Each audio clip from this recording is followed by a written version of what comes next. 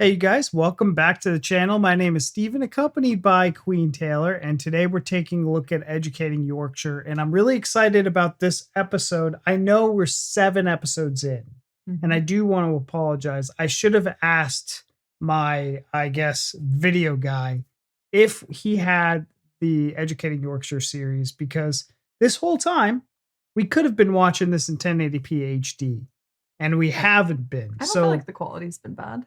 It's been so the last few episodes, I would say 6 and 5 were definitely like 360p. It was like 360p.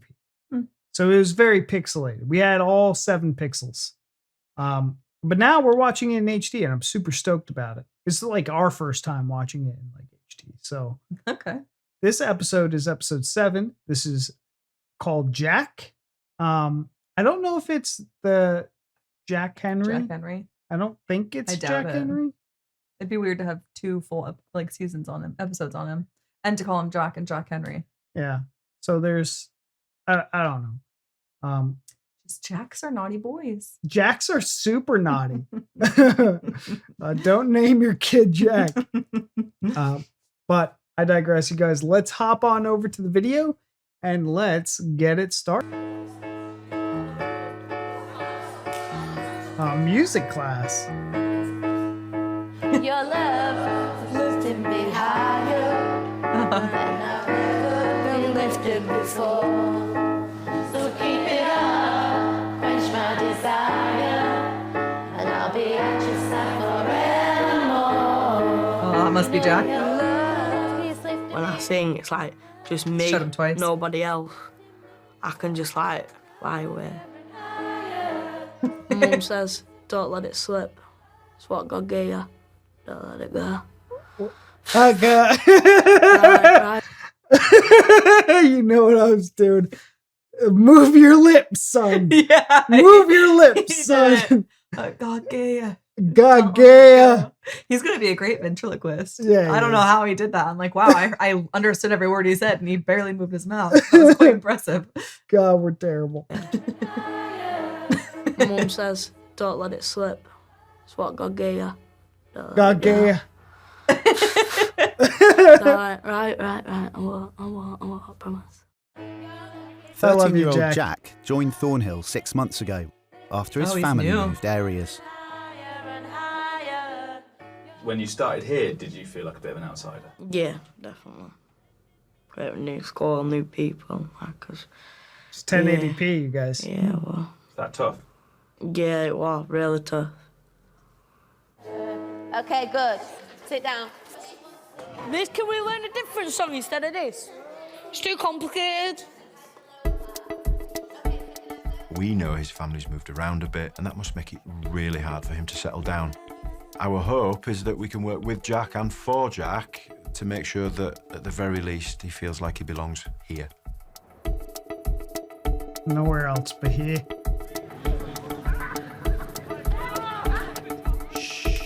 And in interesting implement used to take tea bag out of cup today, I'm using a stapler. Did I not have a spoon? Ow!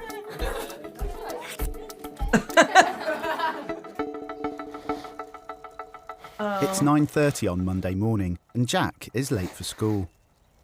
That's a dusting, Jack- too. Jack's It's a not handful. even that bad. I Jack, think when he first walked through the door, he was what are all you doing, sweetness buddy? and- What'd you say? I said, that's a dusting. That's not even that bad of Are snow. you shitting me in the ass right now? What do you mean am I shitting you in the ass? When we lived in Colorado, we would have We're snowed less in. than this much snow, and he would say, "We're snowed in. We're We can't go freaking anywhere. snowed We're in. snowed in." I'm like, this is literally nothing. I've gone to work with like 3.5 feet of snow Let me tell down you something. dirt roads where nobody would find my body until it was laying there dead for 4 days. You'd still be well preserved. We're snowed in. We're This is snowed like a in. light dusting. Oh, it's because, when we were It's 'cause in it's not Colorado, you. I had to go into work. So we got snowed in every freaking snow. You're every ridiculous. snow on the radar, snowed in. Okay, it didn't matter how much. Lazy bum bum. You're a cheeky bum bum. It's 9:30 on Monday morning, and Jack It's like my is hands late are for cold. school. Scoop. Yeah, no. Jack's a handful. I think when he first walked through the door, he was all sweetness and light, and It quickly became apparent that that probably wasn't all the story. Aw. He's got a temper the likes of which I've rarely seen.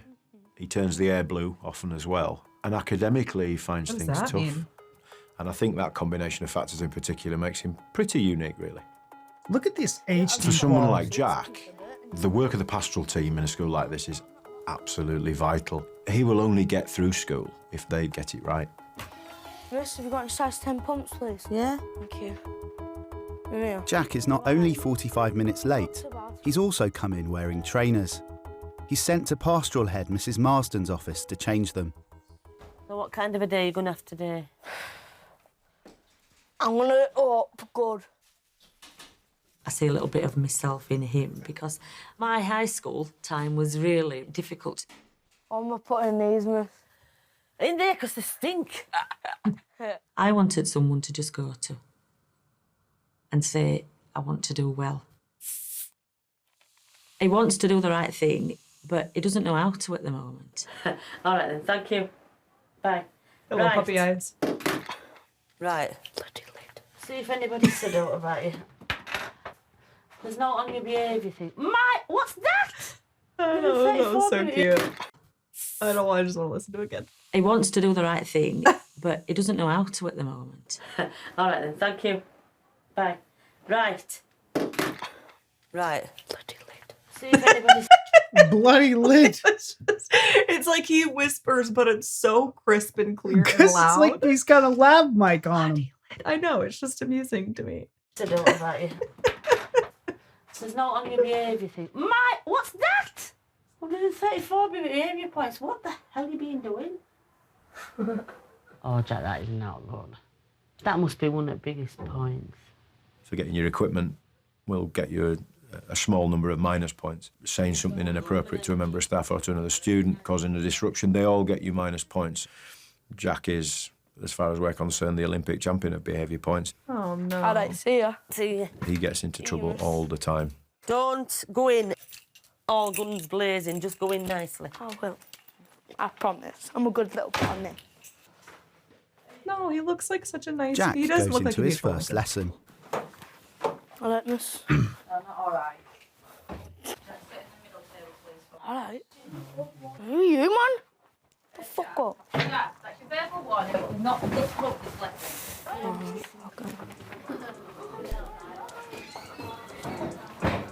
Come on, Jack. What do you think it would be like teaching you? I wouldn't be able to. I'd have throttled them by now if I were a teacher and I'd taught someone like me. They wouldn't be allowed in my class if they, you know. Stop being a turd. It's only 3 days into term, and so far Jack's missed a third of his lessons. I can't do a lesson. Can't just wander around school, Jack. Why not? I'm gonna walk back in a bit, miss. No, you're not Gonna go allowed, walk. Jack. You're not allowed to walk about. I think the major challenge with Jack is actually just keeping him on the premises so that he's not running amok somewhere else. Jack, you're not allowed to run away. I am. It's not even about getting him sat down behind a desk, because we know full well that that would cause disruption for everybody else, and we can't have that because we've got responsibilities. Oh, it's so But tough. ultimately, is he not here to be in the classroom? Yeah. No, I suppose. Yes, he is. Of course he is. He's in a mainstream school. But we have to recognise that more and more kids coming into mainstream schools are not mainstream school fodder. Jack is finding it difficult to trust people. He does have trouble, I think, building up relationships. So, not just for Jack, but for any student, that's my role and that's the role of my office. That's got to be like... Problem with Jack, and from what I'm seeing of him, is I had a friend who looks exactly like Jack growing up. His name was Bobby. Bobby, if you're watching this, this is fucking you and you're an asshole. And he knows it. This was you. This was you. So he reminds me and looks like Bobby, like to a T. Little chubby kid, you know, the whole 9 yards. This is Bobby. And he felt there was no consequences. He was one of these kids where he was like, if I don't want to go to school, I'm just not going to go to school. And if I pitch a big enough fit, I'll get what I want because no one will take me to school. So I'll just stay home, cry and scream, kicking and screaming until I eventually get what I want. I get to stay home. And his parents would always be like, okay, you're grounded. Well, grounding him and allowing him to just be confined in his bedroom was ultimately what he wanted. Yeah. He was like, hell yeah, I get to sleep. Great. Yeah. And just stay home and like F off. And that would go on for weeks on end because he felt like he just owned everything. And the same kind of behavior Jack is displaying right now, where he's like, I'm going to do what I want. Cause like, what are you going to do? You need to arrest him is what you need to do. And I know you can't because he's a young boy, but like that's where like beyond scared straight, I think would come into play. Yeah, because that's the thing. And I don't know if this is like a law or a rule in the UK or not, but here, and I don't know if each state, I'm sure each state has their own rules to a certain degree, but I think each state has the rule where kids are only allowed to miss so many days of school per school year. And then they're just and then they, well, not necessarily kicked out, but like, because I'm the oldest of 5. And my baby brother skipped school so much. And like my mom didn't know, but she would take him to school. He would go in, he'd walk in, and then he would leave when she left. And so my mom didn't know that he wasn't going to school. And so she ended up getting a letter like from the city. She was going to get in trouble and like get arrested. I don't know what they consider it, like child neglect or like yeah, something like that. So like the parents can get in trouble if the kid's missing too much school. But I mean, it seems like he's just wandering around campus and like on school grounds, which is and that's no what good, but Mr. Mitchell's kind of like alluding to. He's like, I mean, we can't confine him into a classroom because he's going to disrupt the classroom. But I also don't want him out in the wilderness because technically he's their responsibility. Yeah. When he's at school. Which, what do you do? Just have a teacher follow him around the freaking...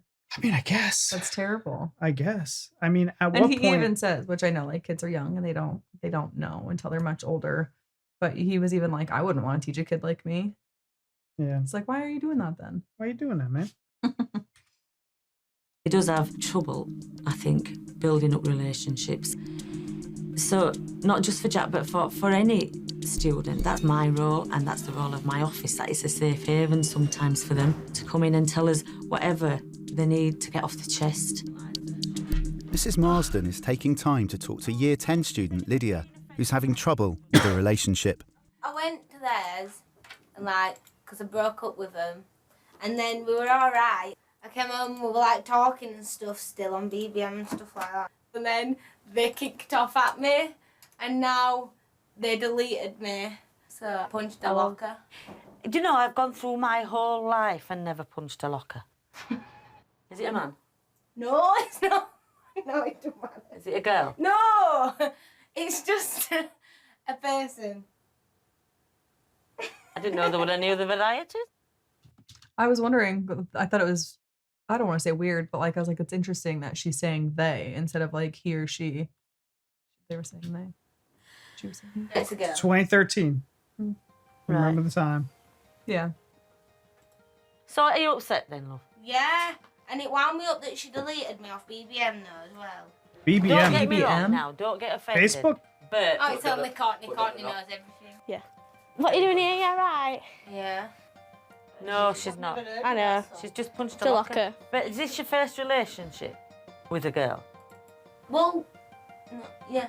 First serious Proper one with her. Yeah, Serious. serious one. Yeah. So, to be honest, this is a big thing. It's like your first love in any relationship. You always remember that, and it's always more special. Do you definitely know that you prefer girls? This is awkward. No, it's I'm not awkward because I'm not a lesbian. You think you're bisexual? Yeah. Right. That's really brave. But then you're a right confident girl, aren't you? I'm presuming your mum knows. Yeah. I told her. She's not bothered though, I don't think she. But nobody's here to judge you or anything. But we just want you to be happy. We're not teachers. We're not their parents. It's good that they're being so supportive and understanding, especially when it comes to, you know, because there's a lot of kids who prefer same sex and a lot of like their parents or their loved ones just aren't accepting and understanding and things. And I think because of that, a lot of people, I don't even want to say kids, but I'm sure especially kids, don't come out and they feel like very scared and they hide things and you know, just things can like escalate in a very negative way. So it's good that they're being very supportive and understanding. And you saw her response. She was like, "I'm not a lesbian. You're bisexual." Yeah, it's one of those things where it's like she doesn't know what she wants either. I feel as though it's like I think she's young and she's figuring it out. Right. Like this is their experimental phase in their life. I feel like a lot of people that I know, I feel like were bisexuals in high school and then like aren't anymore. You know, it's like, and I mean, a lot of them also are, but I think this is like high school and your 20s are very like your experimental stages in life where you're just like figuring out what you do and don't like. Yeah. You just, and I appreciate that even in 2013, because I feel like in 2013, this would be very taboo in the States. Yeah. I feel like it was a lot less openly talked about and accepted. So like the this, they, them stuff wasn't going on in 2013 in the States. I promise you that.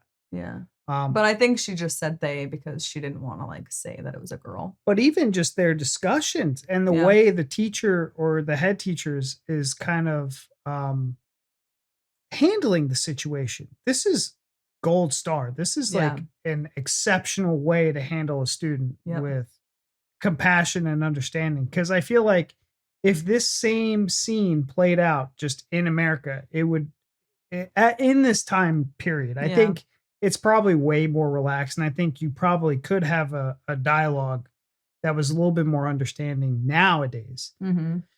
But in 2013, because I graduated in 2018 from high school, or not 2018, 2010. So we're talking 3 years after I graduated. So I feel as though like I know back when I was in school that this shit was not a thing. In fact, it was very taboo. So like I just feel like the way that they're handling this subject is incredible. Yeah. It would be not the same. I think if it was, I think you'd find a few people who maybe were like this, but I think it'd be few and far between. I think a lot of them would be like, I'm not comfortable talking about this. Talk to your parents. Talk to your parents. Exactly. It wouldn't have been. It would have been like, I'm so sorry you're feeling like this. Yeah. Get out of my office. Yeah. Talk to a psychiatrist or a therapist. Yeah. Talk to somebody you know and trust. Yeah, this is handled very, very well. I love it. It's great. Because I really do believe that like children and kids, teenagers need to go through to figure out their identities in their life. Yeah. You know, because you only have one life to live. So it's like sort yourself out. Mm-hmm. And it's a part of growing to get to that step. You know what I mean? And we have children, and it's like, I would never want to stop them from being who they truly are. Yeah. You know? I mean, I'm not that way, but like, that doesn't mean you can't be. Yeah. Or I won't accept you for being it. Yeah. I got it. Lesbian. You think you're bisexual? Yeah. Right. That's really brave. But then you're a right confident girl, aren't you? I'm presuming your mum knows. Yeah. I told her. She's not bothered though, I don't think she is. But nobody's here to judge you or anything. But we just want you to be happy. We're not teachers, we're not their parents, we're not their friends really. We're just people that know them well and who they trust. Come on, Carl, let's have a get over cuddle. She reminded me of Isabel a little Make a bit. nice couple. Carl, let's have a get over cuddle. Actually, make a nice couple.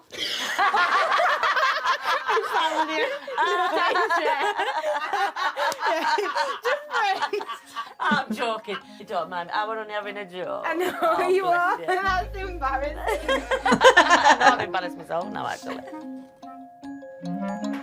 Get out of here, you cheeky bugger. Gonna have a coffee, me. Right now. He's always talking about. I just love him.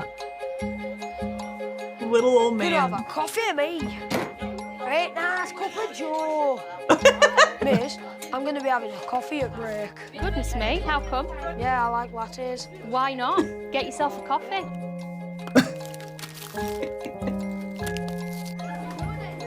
It's break time, and Jack is with his head of year, Mr. Moses. Did you have a good Christmas anyway? It was Oh alright. God, Mr. Moses. The one Poor thing guy. that was bad about it, my grandma died. Oh, We had to dear. give her a burning. Was she buried or cremated? She was buried, and then it's tradition to burn the caravan. What a question to ask a kid. I mean, there's a lot of things that they do. Like, I don't want to say that they do. There's a lot of things. I think kids in the UK seem to deal with things at a younger age than here. I think it's like a lot more normal to ask these types of questions and to talk about this stuff than it is here. You couldn't imagine asking like a 13-year-old kid, "Oh, I'm sorry your grandma died. Was she buried or cremated?" Yeah, it's just in such a nonchalant, like, no. Yeah. Like, I don't even think he cares. He's just blurting this out. Yeah. You know? He's like, I feel like I need to keep the conversation going. Yeah. But he did say too, didn't Jack say like I heard him say something about being burned, and then Mr. Moses said, was she buried or cremated? And I'm like, didn't he just say she was burned? I want to hear it again. No, get yourself a coffee. It's like such a cheery moment right here. It's break Yeah, time, right? and Jack is with his head of year, Mr. Moses. Did you have a good Christmas anyway? It was alright, but the one thing that was bad about it, my grandma died. Oh, We had to dear. give her a burning. Was she buried or Burning. cremated? We had to give her a She was burning. buried, and then it's tradition to burn the caravan. It's weird because she says she wants to be reincarnated as a butterfly. Was it what, a butterfly? Oh yeah, that very same day, a butterfly sat right on her caravan window till it was burnt, and she flew off. So it was my grandma. That's quite profound, that, Jack. Yep. Buddhists believe in Reincarnation. reincarnation. It's weird because she was a Catholic. So she was a Buddhist. It's Okay. weird though. So I'm really family oriented. I love my family. Yeah. I don't like school. I'd rather be with my mum and my sister and that, and my dogs. Jack comes across as being this transient sort of kid, and I'm sure Has that's he got picked up from his family background. You know, I know there is. I was just gonna say that. It looks like it says, yeah. F-U-C-K? Yeah. Yeah. Also, I noticed how, because we always talk about like we wish we knew these kids like background stories and things like that, and like home life plays a big factor in it. And he had said, I wish that I was at home with my mom and sister and dogs. Yeah. So it sounds like dad's not in the picture, maybe. My mum and my sister and that. Which seems to be a common theme. Jack comes across as being this transient sort of kid, and I'm sure that's picked up from his family background. You know, I know there is some history of traveller in the family, and I wonder if that ever goes away. As a result, I think Jack, he's always struggled to fit in. Hopefully we'll have him here until year 11, so that we can get 3 good years, so he gets a bit of stability, it gets people that he trusts. Yeah. I guess that my role is to make him feel that he does belong here, and that he trusts us enough to help him feel really part of this school and hopefully part of the community. Is that his mother and sister? Seems like it. Oy vey. Aw.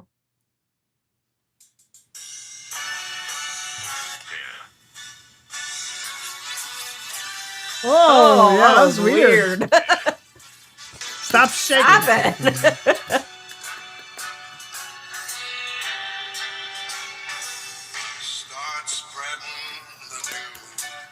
This is a good song though, but I hate that.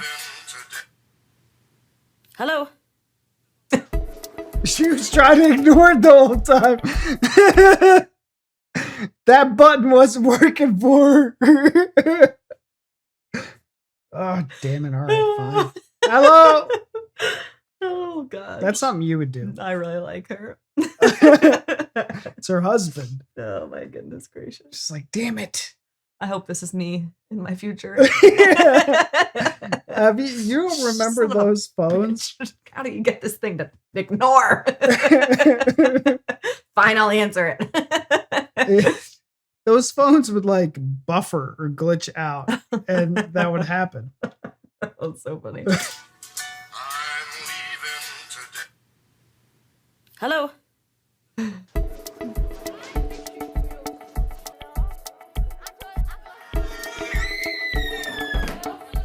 the fourth week of term and the final lesson of the day. No. And Jack is on time. What am I saying? It's history, his favourite subject. Okay, guys, just quieten down, please. Okay. Now, today, some of these words have been jumbled up. Does anybody have a clue what they might be? Corey, did you have an idea? That's so sitting next to Jack. That looks like a definitely like a staff. Yeah, I remember seeing one in a previous episode. Like staff. I think somebody was having behavior issues, and you could see them kind of off to the side. And I remember I was thinking then, and I don't think I voiced it, but I wanted to like ask what. Yeah, is this like it's weird. A tutor, or is it like a supervisor, like a child supervisor? Just sitting. Yeah, I don't. Please let us know what's happening here. Maybe they'll tell us, but I mean, this kid needs it. Like just somebody. Yeah, but there's so many kids that do, and it's like, how do they have that many staff members and sit with half the kids? Well, then again, he leaves campus a lot, so he probably needs it worse than somebody there. A chaperone. Yeah. And maybe it's not for every. Yeah. Okay. Might be a student. Now, or a today, tutor. some of these words have been jumbled up. Does anybody have a clue what they might be? Corey, did you have an idea? Nobody else has got a clue. Jack? Third one's Blitzkrieg. Well done. The German word for lightning war. Jack's obviously one of the more challenging students in Thornhill, but he's got a sensitive side. He's got a side that he wants to do well. He does want to impress. I'd like to say that it's the wonderful teaching that he gets here when it comes to history, but it's the subject. He absolutely loves the subject, and it's a blessing. Anybody else got anything else to say about the first source?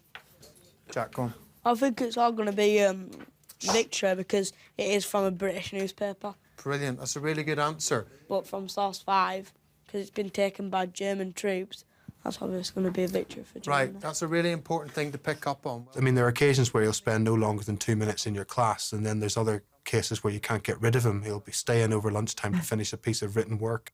Whenever you see things like that, you go home thinking, you know, there's a real purpose behind what we're doing, and it does really inspire you. I like everything about history because I know it. So, like, if it's like Henry VIII or Jack the Ripper or Hitler, Romans, everything. I just like history. Good for you. Yeah, that's great. So we're going to try and get ourselves out of here in the next minute. In a few weeks, Jack and the rest of Year 9 will have to choose their GCSE options. However, the school will have final say on which courses each student will study. Well done. Interesting. With history, I'm hooked. So has there ever been, or are there ever situations where you're like, these are what I want to do for my GCSEs, and they're like, nah. I know you spent time picking that out, but I don't want you to do that. You're going to do these instead. Like, why do they have them? What is the purpose on them picking them out and then the teachers having a final say? Is it like, maybe if a student picks something that they're really bad at and they want to go into it, and the teacher's like, look, man, you struggle way too much. You're never going to get this. You got to just go into something else that you don't suck so bad at. They're like, look, we're basing your educational achievements right now. And I know you want to be an aircraft pilot, but this role as a janitor probably suits you better. Yeah. So, like, You never stay in school. Your grades are really terrible. You can't stay focused. You want to be a line cook? You should do this. Yeah. Yeah. I don't know. It's tough to say. Then I can go in. A final say on which courses each student will study. Well done to you. With history, I'm hoping I can go in. I'm hoping to come out with an A in that, and that's my goal, to come out with him.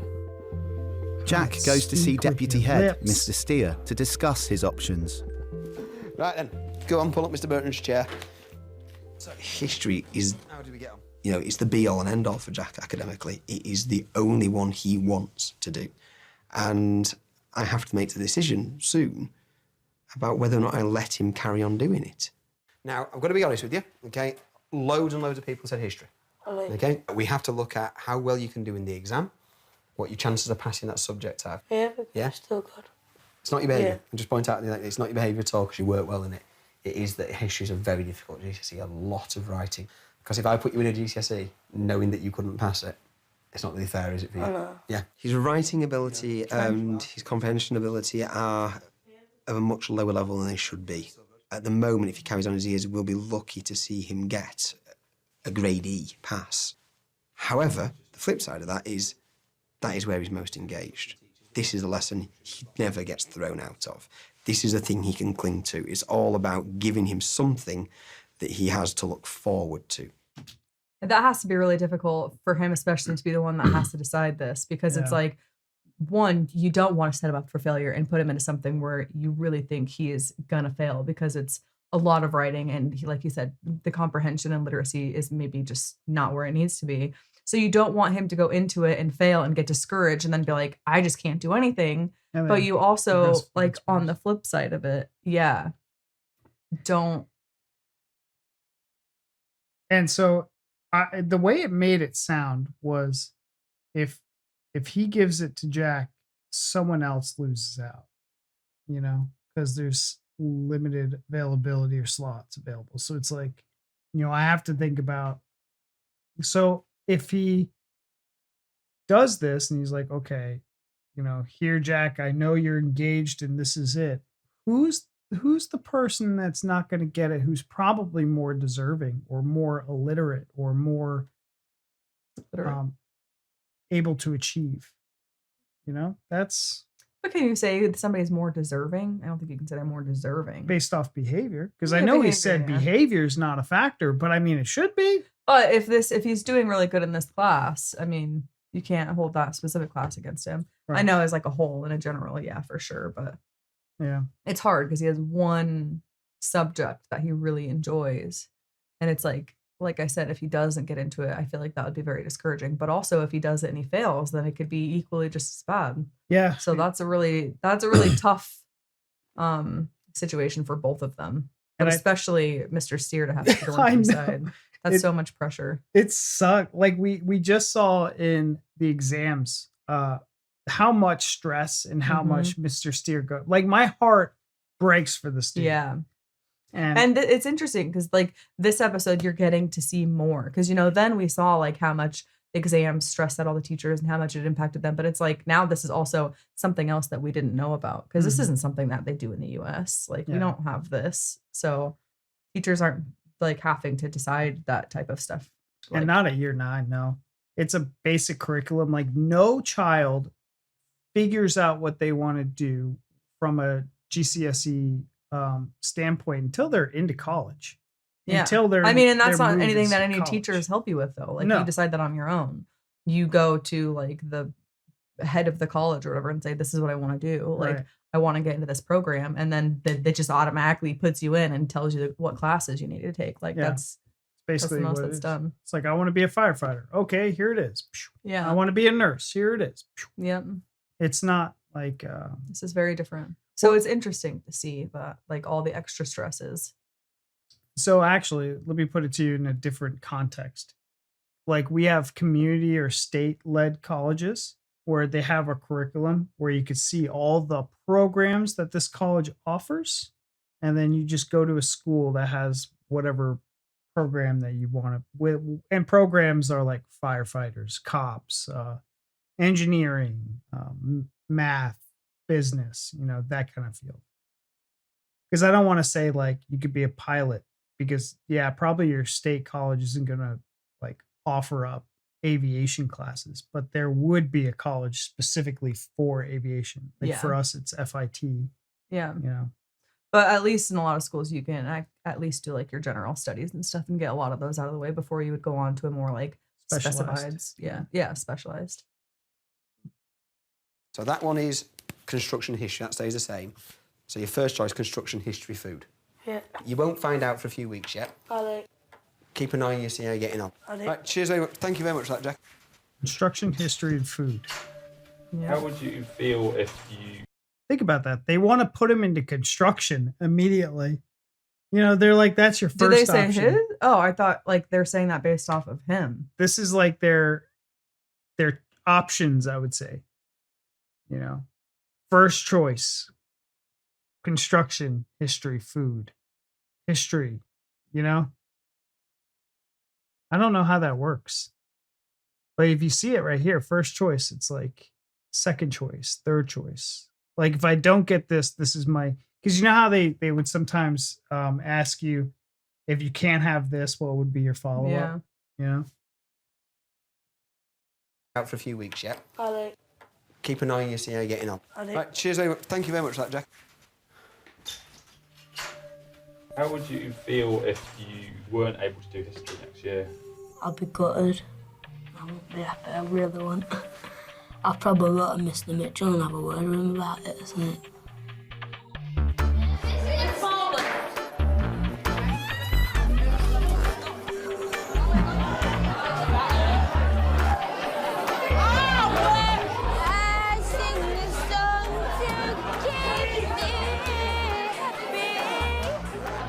Missy's really down at the moment because she thinks she's short. No, I don't think I am. I know I am. I Can't don't get away tell her from it. she's short. I don't either. You do? You call me a hobbit? I never called you a hobbit. Actually did call her a hobbit. I don't No, even who called you a hobbit? And I just... No, So I went said along with it. over Christmas I've been to see the Hobbit. Oh, You yeah, said, sorry, yeah. how's the family? I like too. He realized he was like, oh yeah. That was funny. How's the No, family? who called you a hobbit? And I just... No, So I went said along with it. over Christmas I've been to see the Hobbit. Oh, You yeah, said, sorry, yeah. how's the family? How's the family? He's got you a hobbit. God is good. Oh, that's beautiful. Jeez, look at As that. the term goes on, Jack's behaviour declines. In particular, his problems with other students. Who do you think he is? I can't even... Who are you looking at? Shut the fuck up. He gets angry because he thinks that people are giving him evils. I think he assumes that people are having a Evils? pop. There's a prick he is all the time. I think he's got a very sensitive hair trigger, if you like, in there. Because you could say good morning to him and he'd go off on one. Sometimes, if he's that way out. You touch me again, I'll fucking break your nut. That's what they said, that I was a time bomb, and the fuse is getting shorter and shorter because I'm getting angrier and angrier, and bang, just explodes one day. What's going on with you, mate? Yeah. What's I walk going past him, he on? goes like that. That's the sort of stuff that you say. So he's when already you- said something to me, so if That's the sort of I will stuff. do. I will end up hitting him. That's the sort of stuff that So I you do need to stay Right, away Jack, from him, I'm don't I? trying to... 3 times I've tried Oh, to talk to you, fuck and you're talking over me. Fucking hell. I think my problem is I don't tell anybody about it. Oh, fuck off, man. Until it's too late. I bottle it up. I bottle stuff up. I know Just get somebody like bigger and that. bigger, fuller and fuller. So no, I don't bottle it up. It's a problem. Not like that. I didn't say you're angry like that, but you bottle your bottle stuff up. I just don't disclose it to you. That's not the same as bottle. It's just saying it in a different, with a fancier word. I don't disclose my issues with you. Okay. It's something I don't want to burden upon the people that I love. Oh. You know what I do? I Oh. go into a room, I say my problems out loud, and it goes off into the universe. And where it may lie. But it's not going to be on you, woman. Who are you and what is happening? I'm telling you right now that this kid, the problem I have with children of his age saying, I bottle things up, I bottle it up. He has no idea what it means to bottle up emotions. He's probably been told He's you been bottle things exactly. up. He's regurgitating shit that he's been told and how he's supposed to act. So in his mind, he's just like, I'm bottling it up. It's like, no, dude, your mom or your whoever you trust has told you that. But that doesn't make it not true. If It- that's what he it does. makes it gives him an outlet, gives him an excuse to say that this is why I'm doing this, because I bottle my feelings up. Yeah. Stop bottling your feelings up and talk to somebody about it, or just tell me I'm upset because my hormones are all fucked up and I'm angry and I don't know. It's okay to not know why I'm angry. It's okay to be angry for no reason because I'm a little kid Yeah. and my hormones are crazy and I woke up pissed today. Yeah. That's fine. And and I think a lot of children just don't understand what agitation and irritability actually is. Yeah. So And again, we don't know his home life. right. And I think it's just a communication. I don't like You know, because these are like all learnt and taught behaviors. Learnt and taught behavior. You know, it's kind of like if you were to hear like a young child, like we are with Jack, just say something so profound where it's like, where did you get that from? Yeah. Where did you get that from? Where did you learn this shit? Yeah, know? you had to hear that somewhere because you're not going to come up with that on your own type thing. Exactly. That's Like what you're coerced into saying something like that. Yeah. And that's kind of how I feel with him saying, I bottle up my feelings and I'm like a ticking time bomb and I'm all this. And it's like, I don't know. I'm of two minds because I think it's very likely that he could have heard that from somebody that is close to him that sees how he is. And they say, you know, like, Jack, you bottle up your feelings. You need to, like, you know, let it out. But it's also like he is, what, 13? He's So just it's like being a dick. he's still young, but he's old enough. I think he's old enough to comprehend what bottling it up means. I think he doesn't know ways to like handle it and to let it out, but I don't think that he's too young to understand what bottling it up means. yeah. And I'm worried, and I feel as though he's a bully and he's someone he's like he's a big 13-year-old or whatever. He's a stocky kid. Yeah. And I feel like he gets away with threatening other kids and bullying other kids, and like there's no repercussions of it. And there's no one that he's fearful of because he's probably like one of the bigger kids in his age group. Yeah. It's not like, there's a 6-foot brick shit house that's the same age that's like, F you, Jack. Or, you know what I mean? Well, and That's he putting him in his feels place. like because he's new here, he doesn't have anybody that he likes and trusts. So it's probably like, I don't know what's happened in his past with him moving around things. Like, I don't feel like feeling like that came from nowhere. So maybe in other schools, maybe he got was bullied and yeah. now he's like, so anytime anybody looks at him, he's just like, what the fuck are you looking at? But it was really weird because he looks like, I said he has like puppy dog eyes. He looks like a very like gentle, loving, sweet, like soft-hearted boy. Yeah. And then, He's a you menace. see him talking and then that kid looked at him or whatever. And like to just see his face, like his facial expression, like flip like a switch. It was like, and like scary, like his face. I was like, whoa, What's going on? Like, why are you instigating that? yeah. And Just from being looked at. So yeah, it's like, what has happened that makes him feel that way? I don't know. And is it a reflection to something going on at home? Like, Yeah. is he walking home in the street and like some middle-aged man was talking to him like that? Like, Yeah. I don't know. Learned behaviors, you guys. I bottle it up. I bottle stuff up. Just gets bigger and bigger, fuller and fuller. Look at him. He's like bowed up right now, even.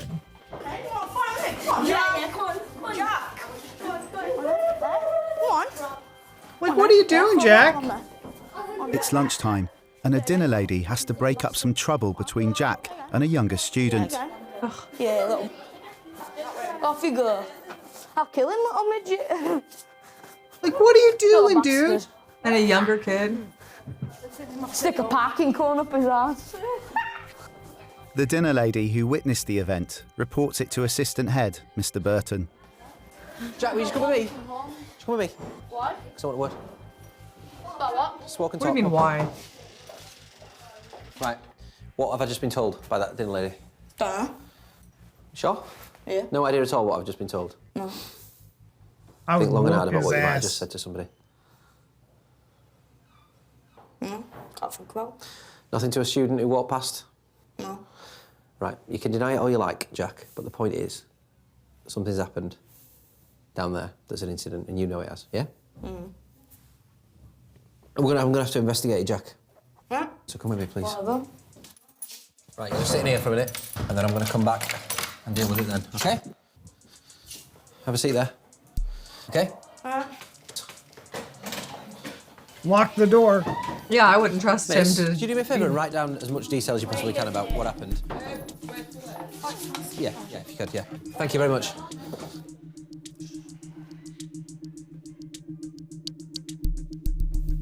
Get the other kids. I've got a statement about this incident, and it is a serious thing. Is it Miss Melissa? Yeah, why? What are you To ring your doing? mum. I need to come and get you. Why? Because she's go home. I'll walk home, I'm not bothered. Jack, just wait there. Bollocks, man. You can't get out of school anyway. I don't give a shit. Right, is that Jack's mum? That's bullshit. There's been a bit of an incident with Jack at lunchtime. He's been aggressive towards another student. So right now we are going to ask him to pop home for the afternoon. Whilst they investigate the incident, the school decide it's best for Jack to go home to calm down. This is shit, man. You're able to come and get him. That's great. Bye-bye. I mean, look, he's walking out. Has he gone out of the school? Okay. Jack? Jack? Your mum's on her way. Your mum's coming to collect you.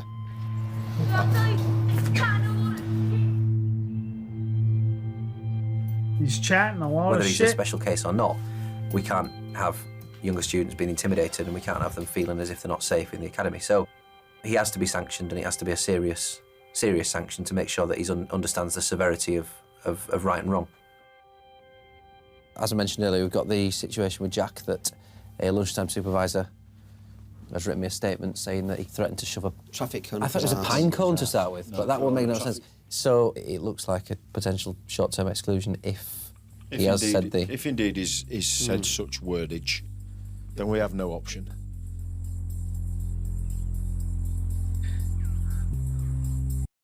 I wonder if Mr. Mitchell has dealt with him, because I feel like, you know, out of anyone, Mr. Mitchell has like that authoritative figure, like presence, you know, like someone who is a towering figure that like if it didn't matter who it was, like if he was like Jack, I'd be like, yeah, okay. Because we've seen other kids that are like kind of naughty kids that have said like, I'm kind of scared of you. Yeah.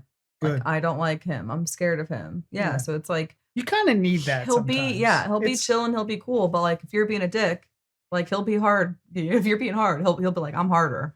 Yeah. And I know fear is like there's ways to use every emotion positively. Yeah. And it's one of those things where I think Mr. Mitchell uses it in a good way. Yeah. And that's like one of those things where it's like a respect thing. It's not necessarily you know, I'm fearful of my life. It's like, you know, this dude means business. Yeah. You know, exactly. I can't, you know, it's one of those like, I don't want to say fuck around, find out, but it's one of those like he's not to be trifled with. Yeah. Form an orderly queue. You'll get up there, but just be careful. Listen, one.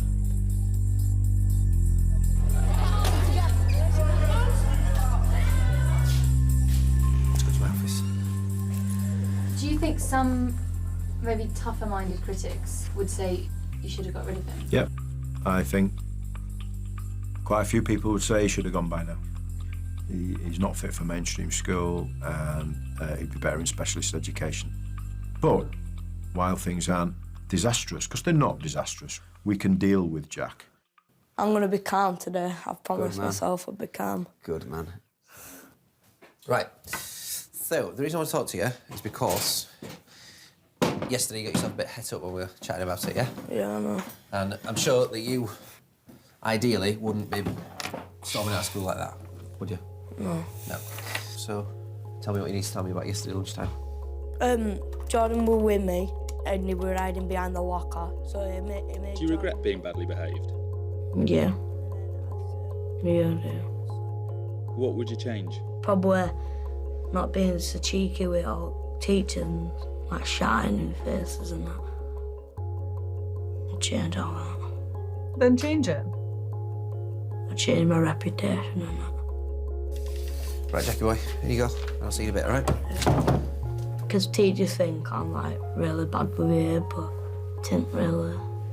I'm a good lad deep down. Just my anger. That's the bad side of me. So I remember with the episode with Jack Henry, they'd sent him to like behavior classes for like what, 6 weeks or whatever it was. So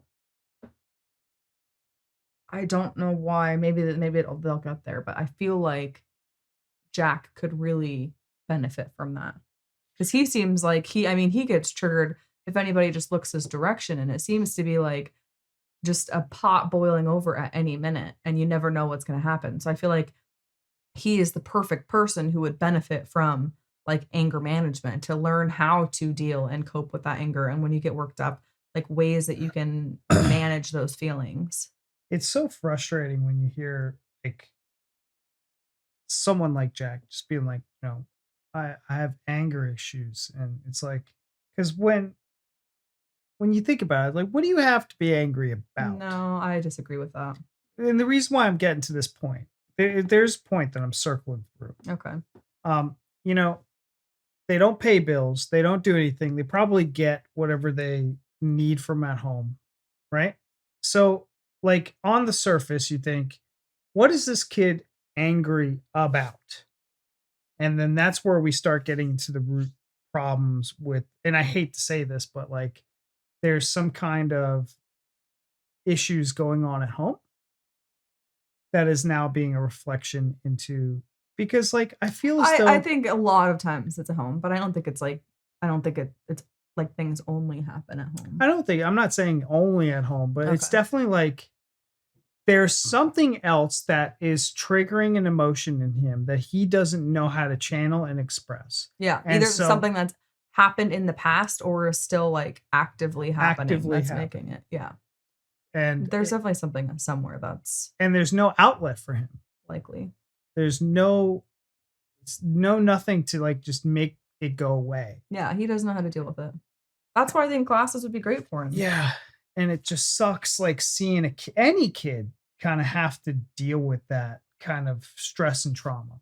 And we also don't know because, some of the other kids, we've seen the parents and the parents have been like, yeah, they're a really handful at home. They're really a handful at home and I just can't take anymore. And they're doing this. And no matter what I do, they don't, we've got all those things where we see that they are having those same behaviors at home, but it's like, we don't know. Cause Jack said he wants to just be with his mom and his sister. So maybe at home, he's like a perfect kid and he doesn't have these anger issues. Maybe it's just like when he leaves home. So, I mean, we really don't have any idea what he's going through or how he is like on the home front as well. But this behavioral issue, and especially because it's almost like an entitlement. The anger is almost like he just doesn't know how to channel his emotions and his feelings. And because like our son is a toddler, and when he gets angry, we don't stop him from having his emotions. Yeah. We just channel it into something else. So Yeah. it's not like he's, because his toddler behavioral stuff starts like, I'm going to hit my parents. And then we're like, no, hit the wall or hit this object that's, more appropriate, or Yeah. just channel your energy Throw elsewhere. a pillow. Yeah. Not hit the wall. We don't like teach him we don't hit the to like punch the wall. Is not what Or squeeze my hand. Yeah. That's a Yeah, big and one. I think that's the thing is I think that there are multiple periods in your life where you have to kind of like either learn or relearn these Coping skills. mechanisms, Yeah, yeah. exactly. It's like you teach it as a toddler when toddlers don't know what emotions are and they have all the emotions all the time, and you have to kind of teach them what they are and how to handle them, and that's something that takes a while. And I think as teenagers they have to kind of, obviously they know what emotions are, but they don't know how to handle them. And I think that that's something that they have to just sort of like relearn at another time in their life. And again, sometimes into adulthood, some people have to do it for like a third time. And I think he's at that point and he's one of these kids that has big feelings, and anger is like one of the biggest, if not the biggest feeling, because it's something that can come literally out of nowhere at any moment. And it's something that you have to get a handle on. And I think that's what he needs. He is a coping mechanism. He does. Yeah. All right. Like really bad behaviour, but didn't really. I'm a good lad. I love this freaking show. Just my anger. It's so ridiculous. By the end of the day, Mr. Burton has statements from all the students who witnessed the event. He decides to exclude Jack for a day for being verbally abusive towards another pupil. So that would be exclusion to commence the 10th. Ends tomorrow. Yeah. For the first 3 or 4 months that it was here, staff, including myself, probably all thought, he ain't gonna last. There's no way he's gonna last. These outbursts are just all the time. And it's gonna be a real hard ask, if you like, to keep him here. But I don't want that child kicking out of school because there's work still to be done that we can do. Work that could be done. Yeah. Oh. Oh. That was proper nice. So it's all steamed up, I can't even see. Oh, shush. Max, empty your mouth. I'm not chewing. Really? Turn around. Turn around. Right eye. No, he's Yeah, doing but an now exam. and then. Turn around. I love that It's song. Monday, and Jack is back in school after his exclusion. His mum has been called in for a reintegration meeting with Mr. Burton. It's incredibly important that the messages that we send out to Jack are not just heard by Jack. Right, this has gone wrong. This is not allowed to go wrong again. Because if it does, it's trouble. If it does, your place here is under, serious jeopardy. But to have Mum listen to that message with Jack and the realisation that we mean business is fundamentally important. Yeah. Right. Okay. So, we know it's not all just you, and we know people wind you up, and I appreciate that sometimes you're somebody who you can react to that, can't you? Obviously, we can't have it because it becomes a risk within school. Now, people were very, very, very impressed with you, certainly with the choir. When we see you with a smile on your face and enjoying yourself and working hard at something that you enjoy, it's brilliant. But this kind of stuff undermines that and it takes it away. It's not a time for joking at the minute, I'm afraid. It's a time for you to get some serious graft done and think about where you're going. There is this tendency, isn't there, for it to go a little bit wrong. Mm.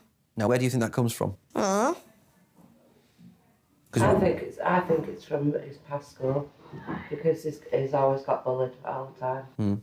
I don't think it's that, Mum. I don't know. I feel like I'm so angry all the time. I don't know why though.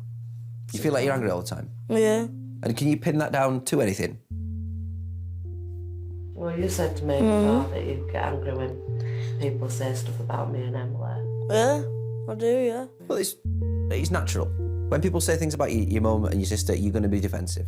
But I certainly won't go around throwing people into lockers and all sorts of things. Mm.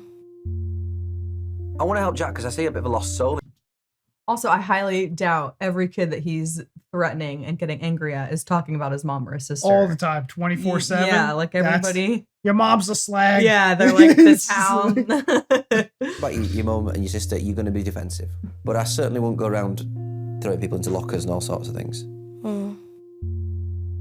I want to help Jack because I see a bit of a lost soul in Jack, and I see him as somebody who really is just floundering. He may look kind of like a brash 14-year-old lad, but at the end of the day, he doesn't know his arse from his elbow sometimes. Exactly. He's somebody who needs a bit of direction. He needs maybe a positive male role model. And he needs somebody who really will kind of listen to him and understand, or try and understand, what he's going through. And who's going to be the positive male role model in his life?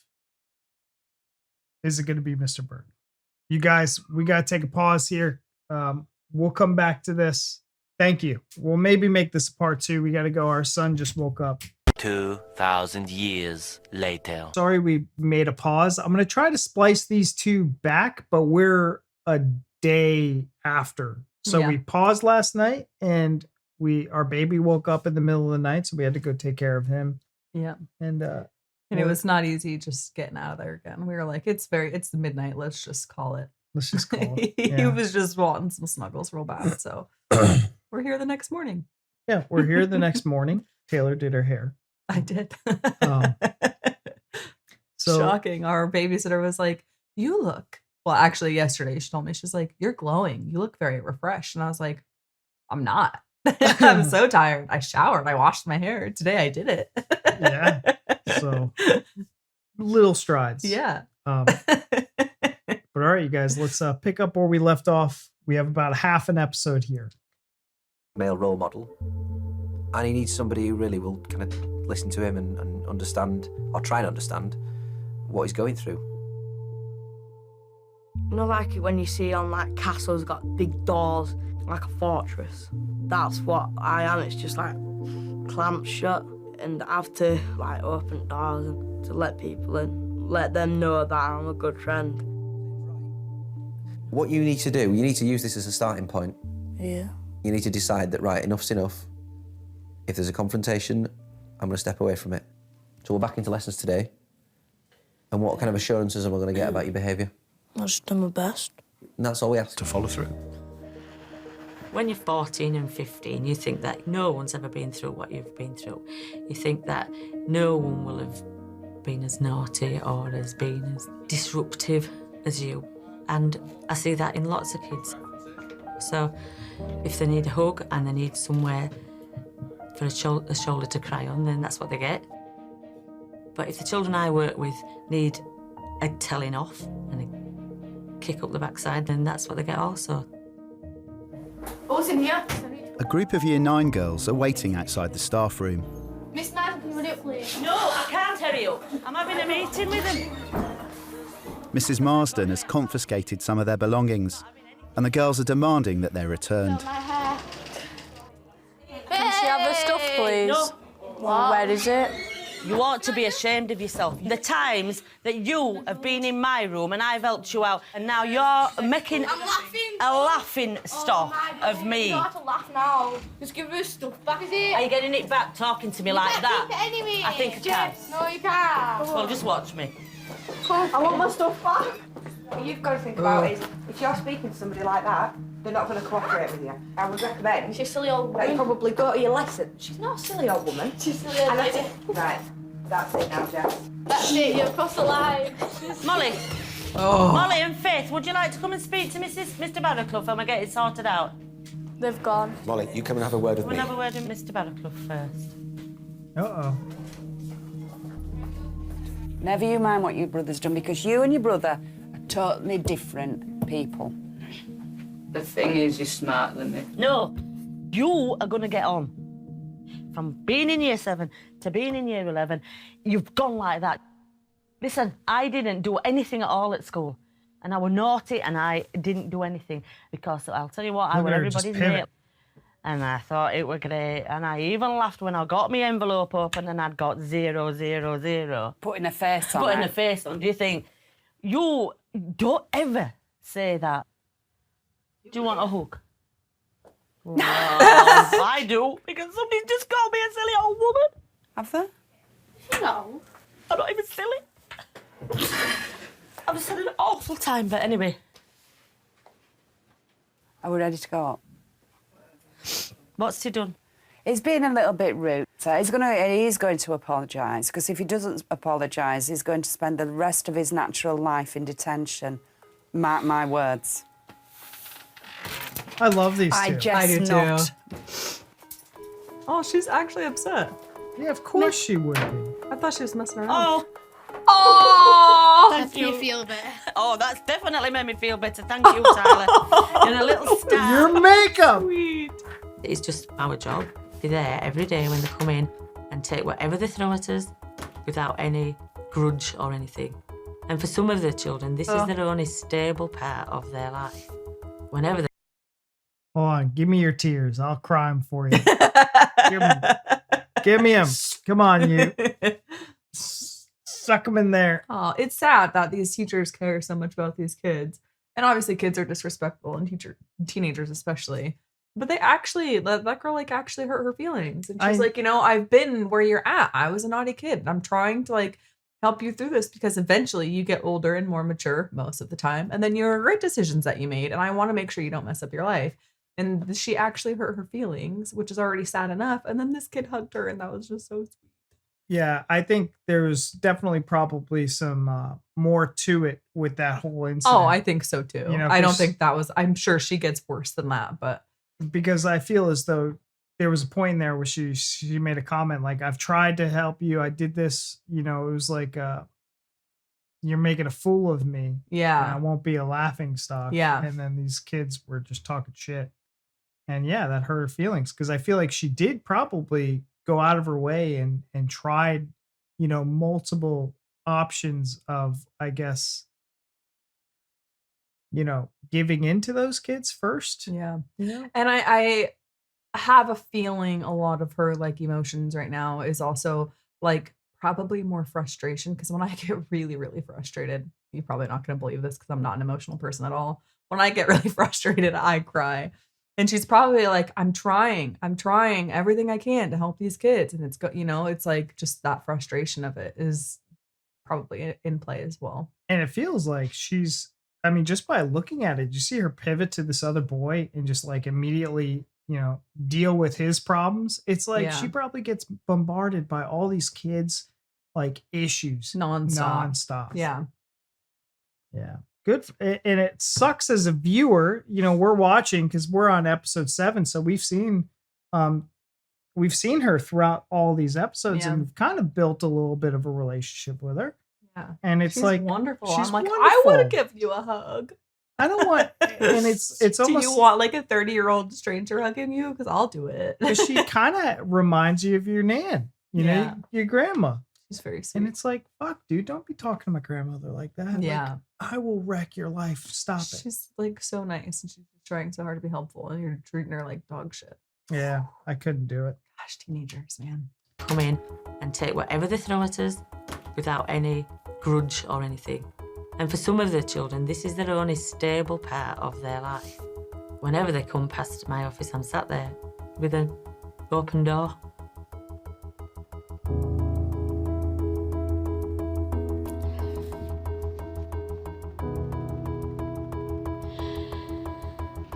You got this. You telling me or her? Both. Any ideas? Is that why, like, you like fall in love with someone and you marry them, but then you start hating them and you divorce them? No, you don't think that at all.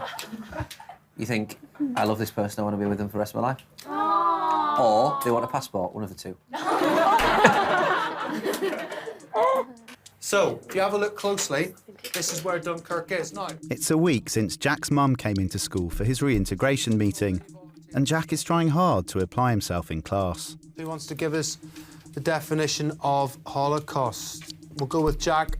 The Holocaust was all about the mass murder of hundreds of thousands of Jewish people. Fantastic definition. Well done. But around school, he's still wrestling with his temper. I nearly said it, miss, but I never saw you. You're my witness, I never said it, did I? Did I? Right, let's get some fresh air. Well, you know what they're trying to do, don't you? Probably trying to wind me up. There we go. But what do you think you did on this time last week? I would probably headbutted him. So we're making some progress, yes? And it's not long before Jack's anger gets the better of him. No. Shut the door. Why?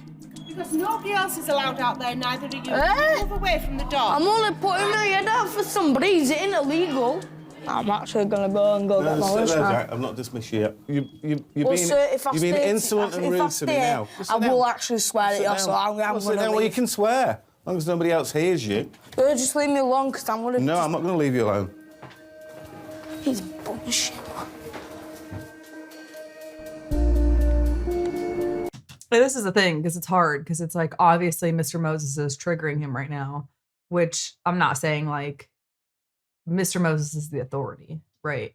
But it comes a point where if something's escalating really bad, him like following him around, obviously he can't let him just wander school and he can't leave school campus and things like that. He needs to have somebody to try to get him to stop. But if Mr. Moses is triggering him really bad, he needs to be like, hey, I need somebody else to come step in. Yeah. Like it's like just poking the bear at that point. And if that person's making you that angry and you're trying to calm yourself down and they're like, no, I'm going to keep following you, it's going to be really hard to come back from that. So that needs to be a point where he's like, okay. Somebody step in. Why did you look at me like that? You disagree? I agree, 100%. Why are you doing that face? I can relate. Yeah, exactly. Didn't we just have this conversation like applied in our own lives? I don't follow you around anyway. I'll leave you alone. He's bullshit. That's what I say. Get out of here. Jack yesterday was picked up 4 times by Lena according to that email. He was picked up 3 times by me. I've never seen a kid get beyond 85 behaviour points in this school. Jack's on 170, it's January. He is of a single mind, that he is right about everything, everybody's out to get him, everything should be bent round him, and we can't provide for him within a mainstream curriculum at the moment. We're lucky in a way that at the moment he is just all talk. But there's going to be a time when he has a go at a kid and they're going to have a serious altercation. And he's difficult to restrain. But that lad should not be in lessons because he's a bit of a ticking time bomb. Yeah, he is, yeah. He needs to be across an inclusion. Straight away. The sooner the better. They remove Jack from most of his lessons and give him time in the school's inclusion centre, a temporary placement for students who are struggling with mainstream school. If inclusion doesn't work for Jack, Jack will be permanently excluded, end of story. I don't think there's any question about that. The behaviours that he displays will develop, and if he's not supported emotionally and behaviourally, he won't make it. He just won't make it, and he will become my first permanent exclusion. Wow. I will have let him down.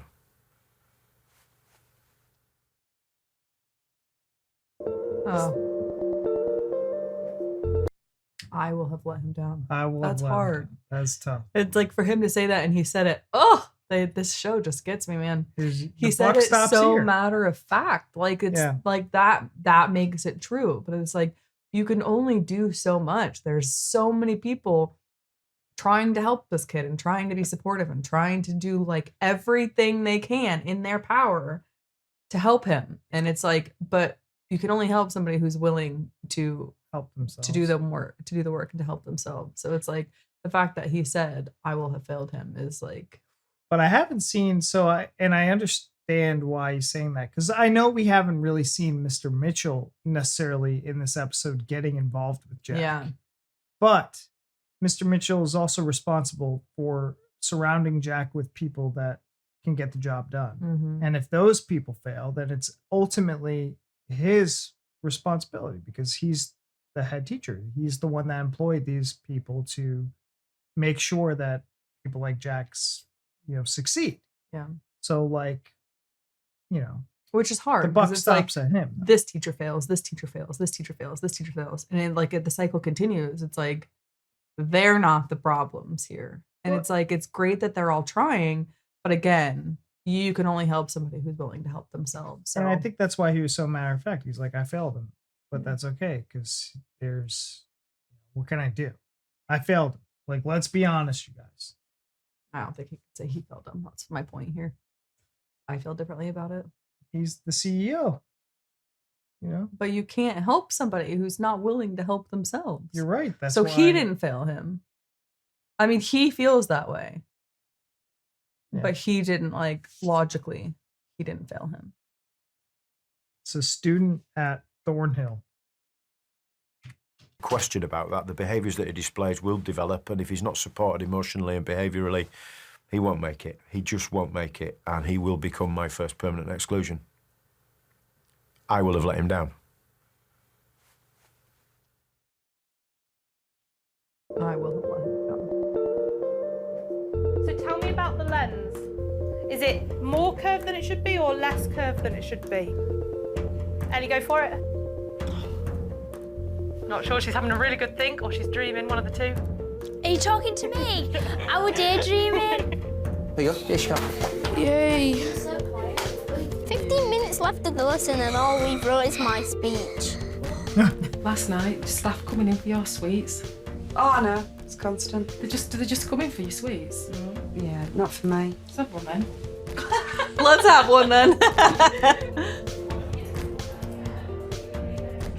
Jack, where you going? Jack has started his new partial timetable. He will spend most of the next 6 weeks based in the school's inclusion centre. Is that all right with you? Oh my God. Yeah, fine.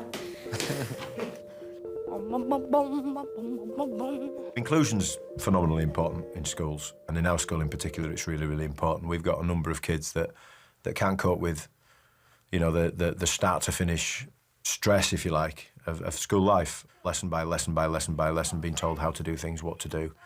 It is somewhere where they can go and just receive additional support. And that might be behaviour support, it might be counselling, it might be advice, it might be emotional support. A raft of things. Happy, cheerful, and always got a big smile, but that's what I'm putting. Jack, that is lovely. Write it down then. Right. Can anybody remember what is self-esteem? How you feel about yourself? Fantastic. Really what it is to improve my anger and that, so like to lower it down and get my fuse longer. It's full of beans today, isn't it? It taught me that it was alright to express my feelings without hitting things or shouting or fighting. You've got a big smile on your face. I'll just do that one. Inclusion's a little bit of a magic cupboard. Now that magic cupboard might take a couple of days, it might take a couple of weeks, it might take a couple of years, and some kids are in there a lot. But So, you know what I'm looking at with the inclusion? And this might be a little bit true for Jack and why he's struggling so much is I feel as though with Jack, he's probably like a year or two mentally behind. I think they had like alluded to that a little bit. Yeah. So like bringing him into inclusion, which looks like it's more of tailored, more, you know, because I look at this school, Thornhill, and it reminds me of high school. Mhm. And kids have to go to certain classes and they're just out in the halls, and it's very overwhelming where it's not as structured. Mm-hmm. And this is smaller, more intimate. It looks like an elementary school. So in America, Yeah, with like the posters on the walls and things like that. yeah, in America, we have like elementary and middle school for us is not like high school in the sense where kids just roam, you know, they get assigned to a class and like they go to this class from 10 to 11 and then you go, you know, and then they're responsible for getting themselves to that next class. Mhm. Typically what would happen in like an elementary is you're in that one teacher for the entire day. Yeah. You're not going anywhere. You're like very structured, like it's super structured. And I feel like the inclusion is what that this is. It's like, Yeah, I think they I'm need that here. structure and that just like constant instability. And I think like the chaos of going from class to class and seeing all those people and things, I think this takes all that away. And I think that's what makes it work. yeah, so he almost needed to go back to something like this is perfect. Yeah, I think for it seems like so far it's doing really, really great things for him. It's probably, and like they said, it's probably not the mainstream school, but this is like a, you know, smaller 10 kids It's almost or like, less. yeah, I was gonna say it's almost like tutoring, but Tu- like with a small like group of kids instead. Yeah. come out of there, they look different, they feel different, they've got a better mood, they feel more chipper. Something's worked. It's got the same source that's on the board. Jack is soon to find out which subjects he'll be able to study at GCSE. Oh, I'm so He's back in nervous. some lessons now, and today it's history. You know, when Braveheart, that's actually set on William the Conqueror. It's just sicko because he literally gets his head decaffeinated. Decaffeinated? He just literally, his head just... Decapitated. Yeah, that's it. Not decaffeinated, that's a type of coffee. Oh, yeah, decaffeinated. Excuse me. What do you think's happened to Germany by 19... He's also being given extra tuition by Mr. Giffin to see if he could cope with the demands of the course. Because when they came, he just literally, he crapped himself. He did crap himself, I suppose, yeah. I don't think we'll write that eventually. Yeah, I don't think we're going to write that. Jack is partway through his placement in inclusion. This morning, Mr. Mitchell has called him to his office. Right then, things better? Yeah, much better. So who have you fallen out with since you went in there? Nobody. Nobody at all? Nope. Really? Yep. So, is this the new Jack? Yep. You're helping yourself massively, right? Yeah. By behaving yourself. Right. You do realise that having one-to-one's a real privilege. Yeah, and working in yeah. small groups is a real privilege. Do you know what, though? It's fabulous to see you smiling for a change. Not tearing round my corridors, mood. effing and jeffing. Yeah. I have still Effing no and doubt, jeffing. despite all the challenges we faced with him, that with the right encouragement and the right setting and the right socialisation, he can still be successful. Is everything absolutely hunky-dory? Everything's fine. And what about at home? Your mum been really supportive and you... Yeah, bro. She's seen a change to you since you Bro. got home? Yeah? Massive change. Massive? Yeah. And you're smiling? Yeah. Fabulous. Yeah, I buzzing. just wanted to check in and buzzing. Yeah. Where are you from? Manchester? Yeah, man. Yeah, whatever. Right, good, I'm going to cut up with you because I need you to know that I know what's going on. Yeah, do it. See you, Jack. Is it too many resources to be ploughing into one child? We have a responsibility to educate the whole child and every single one of them that walks through our doors. So no, I completely refute the allegation that we plough too many resources into socialisation and pastoral care. We don't. I would plough more in if I could. Thank you very much. That's wonderful. Oof. I saw a comment in I think it was the second episode. We only have 2 episodes on YouTube right now.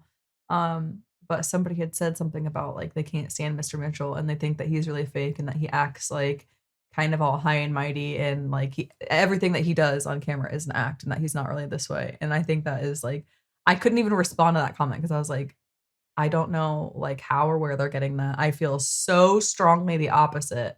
And not even like, usually if somebody's faking something really bad for a camera, you can tell at least like a little bit, enough to make you question it. And I think I don't get that at all. I think he genuinely like really wants to do what is absolutely best for all of these kids. So here's what I think. I don't to refute that that comment, right? Mm-hmm. Did you not hear his response to that? Yeah. That is something you couldn't rehearse. That is something that like he said it. And I know men like Mr. Mitchell. Yeah. Like I've worked in a professional college, you know, he's probably ex-military. I've known men like him. So to me, someone who's able to articulate, someone who's a natural born, someone who's a leader. This is a leader characteristics. Mm-hmm.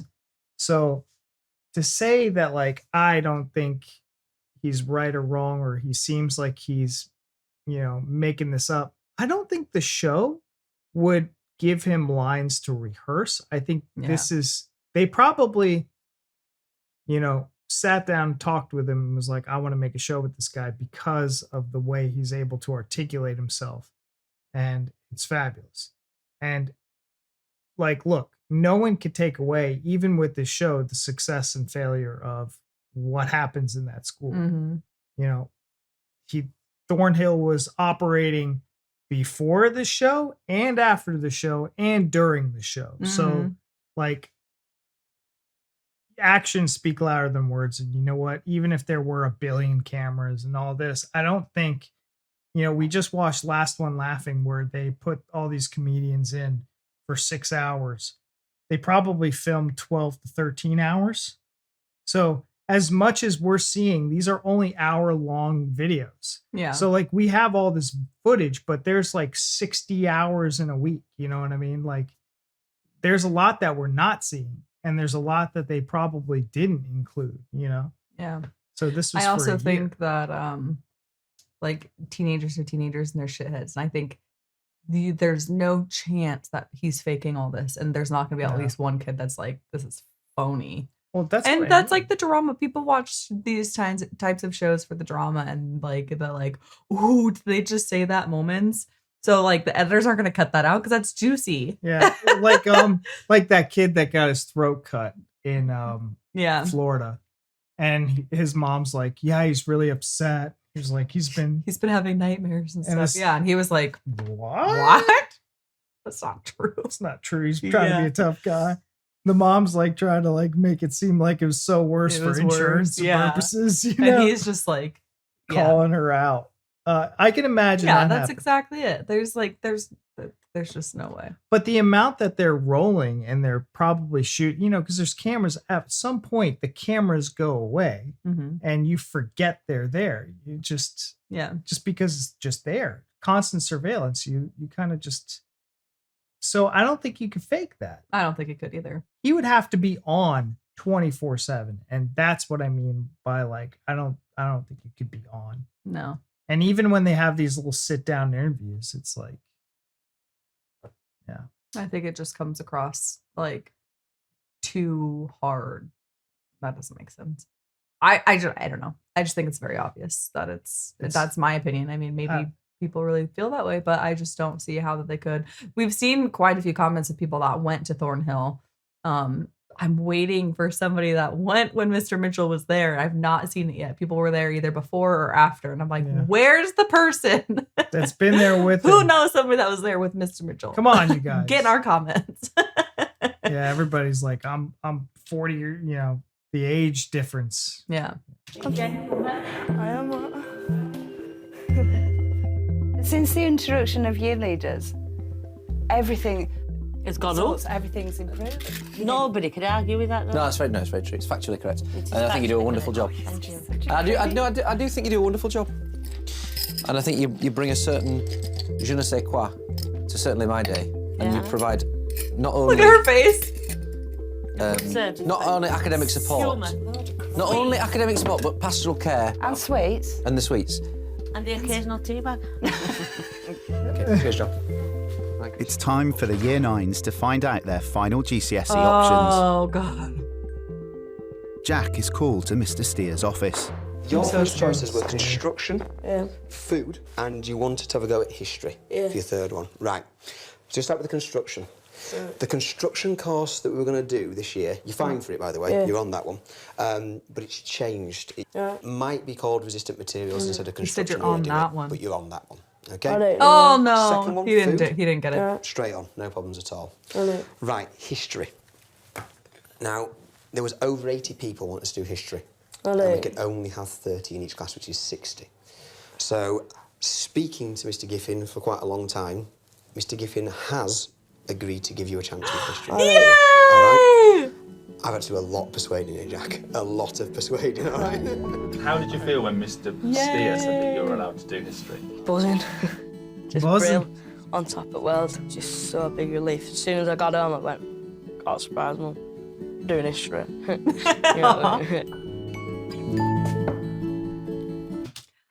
Oh, yeah. Oh my God.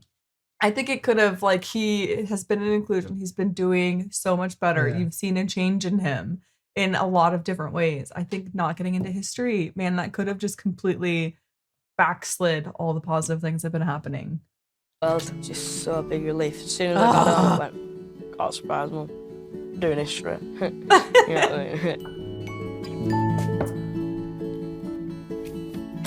couldn't take it away from him, you know. He'd have been gutted. He'd have been absolutely gutted. I'm amazed. What? I've just been looking at your file.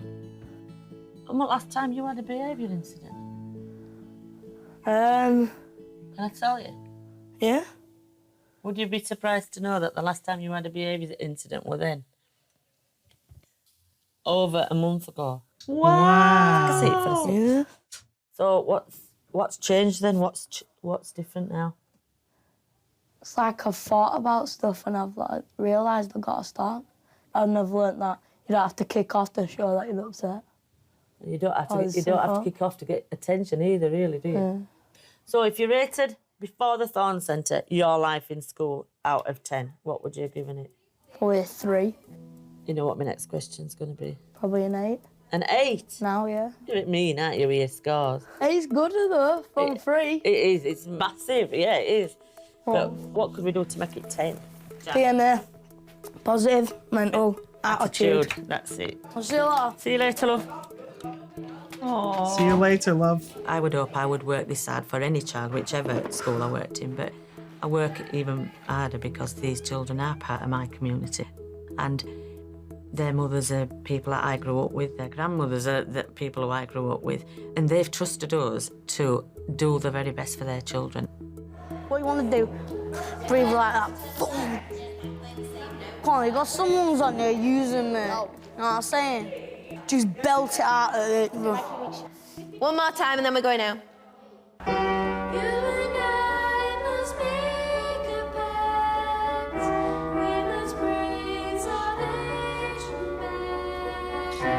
The biggest cheerleader.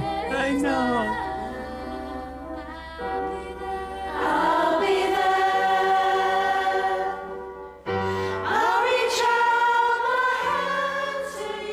I've changed a lot. Ah, this is gonna make me cry. This song is like so perfect for right now. Whew, man, they know what they're doing.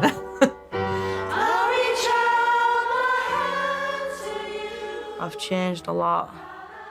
So much of a change to me, it's unbelievable. Do you appreciate all the work that the teachers? Oh yeah, appreciating word, just amazing. Amazing school, amazing teachers. Oh, I'll just go and check isolation and everything's locked away. I want children to remember me and tell maybe their children that there was this woman at school or whatever I said to her, she was always there. That's good. It's a legacy. However horrible sometimes it might be, there are so many other minutes that are not horrible and perfect. If I could have tailor-made a job for me, this would have been it. And it is, and I just love it. Just call my name. I'll be there. Oh, that's sweet.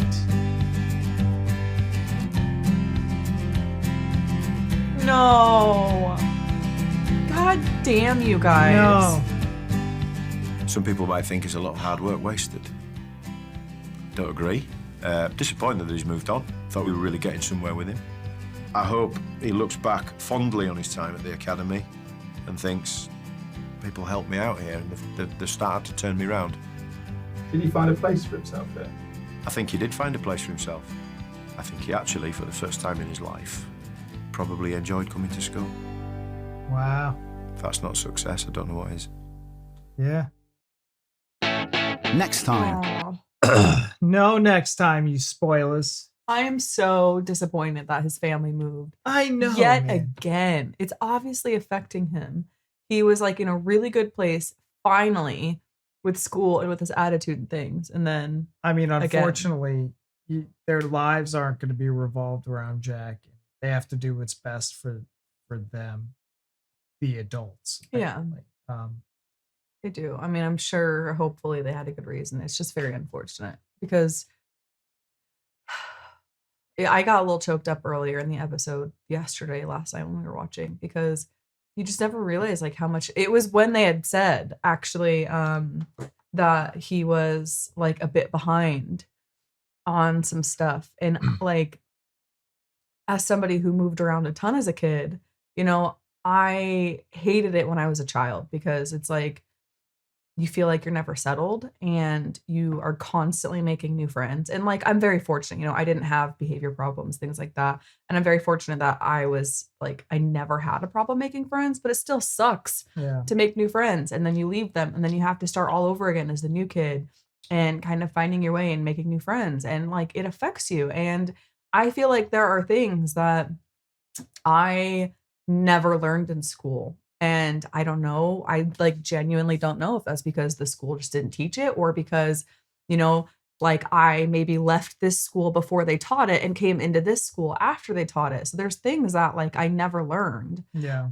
And then, you know, because I was in so many different schools and moved around so much, there's so many things that are just a blur or that I just completely don't remember because it was just so much going constantly. And so you don't realize how that affects a kid. And now that I'm a mom, it just hits way different because it's like, I wouldn't want to put our son through something where he is just like constantly struggling because of any type of situation. So it's just hard. And knowing that they've moved a lot, I don't know why, I don't know the reasoning, but just knowing that he was in a good position and then they left. And that's like, yeah. You know, maybe because he was doing good, he can take that with him, or maybe he gets discouraged and crashes and starts all over again. It's just knowing that that's a possibility is just very disheartening. I mean, people's circumstances, whether financially or whatnot, it sucks when it happens. And I feel like structure and stability for a child is so paramount, it's so pivotal to their upbringing in their life, you know. Some kids probably handle the moving a lot better, but you know, for most, I would say like 90% of children out there just need structure and stability. They need that routine. They need to see the same faces because they have to have that safe harbor and that trust and that, you know, I wish that someone who was in Thornhill, like I wish one of these kids saw our reactions to this. Like that'd be really cool to get their perspective. Yeah, like a past student from one of these episodes. Yeah. But I think because I really wonder, like, how did Jack, because this was filmed in 2013. I'm like, how Yeah. did he do? Because I really think that this episode was an emotional roller coaster with Jack, and having Mr. Mitchell be like, if I failed him, but like they didn't exhaust all their resources, and I think that's why he kind of said that is like, I'm going to do everything I absolutely can Yeah. to include inclusion Mm-hmm. and a different learning environment for Jack to see if he'll succeed. Yeah. And to do all that, it kind of, I understand where he says, like, I don't regret using any of our resources to help a child under our care. Mm-hmm. It just sucks that he wasn't able to flourish, in an environment that he was used to. I don't know the living situation. You can't really comment on, No, what you can can't, say because about it's them like moving? they obviously did it for a reason, whether it Yeah. makes sense to us or not. They It's said to be not. closer to. Maybe they had a family member that was really ill and they needed help taking care of them, or they wanted to be near them in case, like they weren't going to have a lot of time left. Maybe it was a financial. We don't know. It's does- just no matter what the reasoning or situation is, it's just unfortunate for Jack because he was thriving. And I do know now why some people will stay where they're at because of their child's schooling. Yeah. They're like, I'm not moving I could sell our house and we can get into a better living arrangement or whatever, but we're not moving Yeah. our child out of. And it's hard to find a good school. I mean, I don't know what the schooling system is like in the UK. Obviously, we like get a good glimpse in a Thornhill. I also feel like it's rare to find teachers and headmasters and things that care like this. But school here, I mean, it's hard to find a good school, like a really genuinely, truly good school that you feel strongly enough about the teachers and the education and things where you do not want to move your kid. So when you find one, it's like, it's tough. It's hard to, you're going to do anything you can to make sure that you're not pulling them from that. So we're living currently in my hometown now. And I will say it used to be a small town. It's like a medium-sized town now. It's pretty big now. But when I was growing up, the schools that me and my sister went to, and I think population just fucked it. Like, but the schools used to be so community driven because we used to have like a little district where it was like this school served all the kids in a 10-mile radius, and that was it. And then they kind of like created multiple schools to hit these, I guess, areas or communities. So me and my sister, we went to the same schools. We had the same teachers. And we are about 5 years apart. Mhm. So we did have teachers who we saw their entire career play out in front of us. Like we had the same teachers, and that was cool. There is that in America. I'm not saying that there's not. I think the problem is I don't think we built enough schools to serve, because I think they started out with that whole districting and zoning and the community, but they expanded the homes but didn't expand the schooling.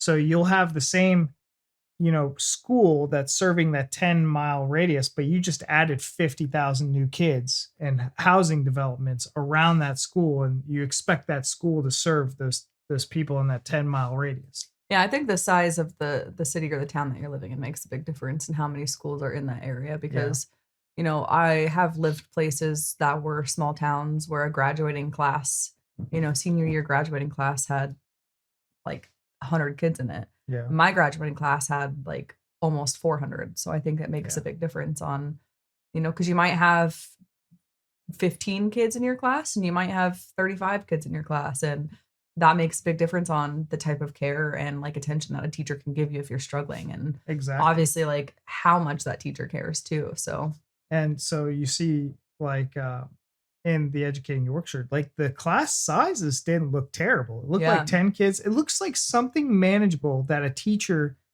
can handle. Yeah. If you can imagine going into a classroom and there's 30 fucking kids, Like, there's no way that teacher, like, what is that teacher doing? Mm-hmm. You know, That's a lot. There's no way he's handling. And that's what, unfortunately, I think our school system has become. Yeah. And it's really unfortunate. But you guys, this was an emotional roller coaster. This was a good episode. We say that every episode. This was a good episode. I know. Like, they're all really good. This shit won 2 BAFTAs. Like, yes. Yeah, it's yes, amazing. it is good. I love how many comments we get about this show saying, I never watched this, but like I'm really sucked in now, or I've only seen a little bit, but now I just can't stop watching. There's so many people that are giving this show a chance, and it's like anybody who didn't watch it before. I've not seen a single person that said that and was like, I can't continue. Everyone that said like, I never watched this, I never cared to watch it, they're all sucked in now because it's just such a phenomenal show. Good television, you guys. Yeah. It's got the right amount of drama. It's got the right amount of wholesomeness. You know, it's just good. It is what it is. You don't even have to like school. You can hate kids, and this will still be good. Yeah. Yeah. But all right, you guys, that's our time. Thank you so much for watching, and we'll see you in the next one. Bye.